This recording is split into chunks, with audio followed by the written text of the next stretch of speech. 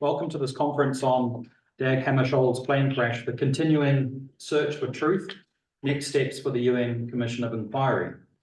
I'm Professor Kingsley Abbott, the Director of the Institute of Commonwealth Studies, and we're really delighted to host this event here in Senate House with the Westminster United Nations Association. The chair of the Westminster United Nations Association, David Wardrop, is here with me and will be making contributions throughout the day. So let's begin by identifying the aim of today's meeting. It's to examine where we are at with this case and the search for truth and what the next steps are for the UN Commission of Inquiry.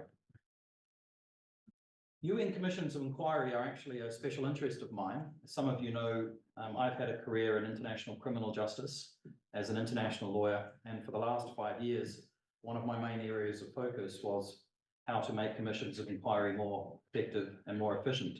And in fact, I will be in Geneva next week having a conversation about that very issue. And so there's another reason why I'm really pleased to be hosting this important event. Many of you know that shortly after midnight on 18 September 1961, the aircraft carrying the UN Secretary General Dag Hammarskjöld and 15 others crashed on its approach to Ndola Airport in the British colony of Northern Rhodesia, which is now Zambia. Hammarskjöld was on his way to meet Moises Chombe, the leader of the secession of Katanga province for the newly independent Congo. Mineral-rich Katanga was of geostrategic importance, not least because of a mine in Katanga, which produced the richest uranium in the world. The secession of Katanga was backed by the government of Belgium, white supremacist mercenaries by the apartheid regimes of South Africa and Rhodesia, by major Western multinationals, and covertly by the CIA. It is not surprising that the crash of Hammarskjöld's plane just over the border from Katanga immediately gave rise to worldwide suspicions of foul play. And we'll hear more during today's conference about Hammarskjöld as a leader and as a peacemaker, and about the complex politics of the Congo crisis and decolonization. There were 3 inquiries shortly after the crash. As a result of the one established by the Rhodesian colonial authorities, it came to be widely but inaccurately believed that the cause of the crash had been established by pilot error. A contemporary UN inquiry, however, reached an open verdict and stated that it could not rule out sabotage or attack. And as a result, the UN General Assembly passed a resolution requesting the Secretary General to inform it of any new evidence which may come to its attention. Almost 50 years later, fast forwarding in time, following the publication in 2011 of Susan Williams' book, Who Killed Hammarskjöld? And Susan's here joining us today, and I think you all know Susan. The Hammarskjöld Commission, an international group of 4 distinguished jurists, chaired by Sir Stephen Sedley, was established. And the Commission reviewed carefully all of the evidence available and recommended that the UN conduct a further investigation and seek access to relevant records held by member states.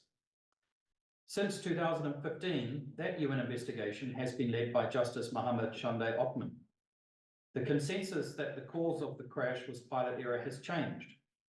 In the words of Justice Othman, from the totality of the information at hand, it appears plausible that an external attack or threat may have been a cause of the crash, whether by way of a direct attack or by distracting the pilots at the critical stage of preparing to land. It is Justice Othman's investigation we are focusing on today, and we are hoping to be able to assist in that important work. Since 2017, Justice Othman has explicitly asked some UN member states for specific items of information and also to appoint independent high-ranking officials to review their security and intelligence records.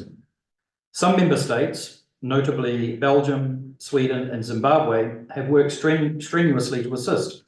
However, the United States, the United Kingdom, and South Africa, the member states Justice Othman has identified as most likely to hold relevant intelligence and security records, have approached the matter very differently. And unfortunately and regrettably, none of them has disclosed any significant information at all since 2017. In his 2022 report, Justice Oppmann drew favourable attention to the information that had been brought to light by the voluntary efforts of independent researchers. And I'm pleased to say that many of those researchers are in the room today and also joining us online. At this point, I'd like you to hear the words of the current UN Secretary General, Antonio Guterres, in September 2023 at the ceremony to mark the 62nd anniversary of Hammarskjöld's death. With passion and compassion, courage and curiosity, diplomatic skill and boundless stamina, Dag Hammarskjöld lived and died for the ideals of our United Nations.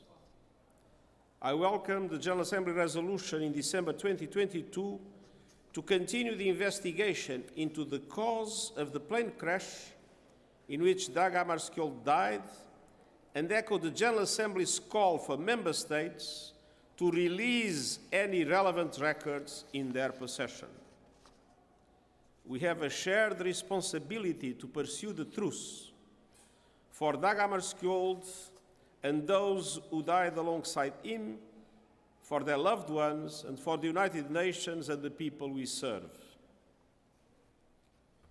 I remain personally committed to that quest and intend to invite the relevant Member States on the matter. Dag Hammarskjöld shaped our United Nations in innumerable ways, setting new standards of public service and launching our organization on its active career as the custodian of world peace. At this juncture, I want to particularly draw your attention to the words of the Secretary General we just heard.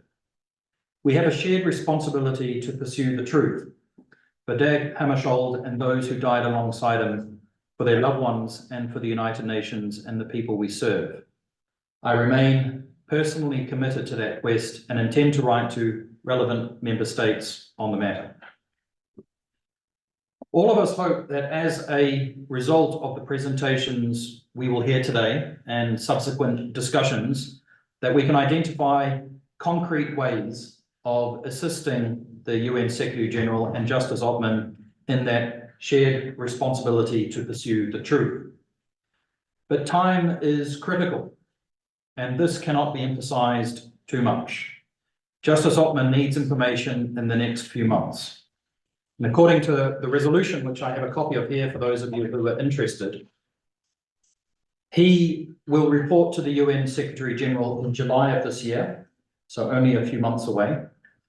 And the UN Secretary General will report to the UN General Assembly in September this year. So we need to pursue our work today with energy and an appropriate sense of urgency.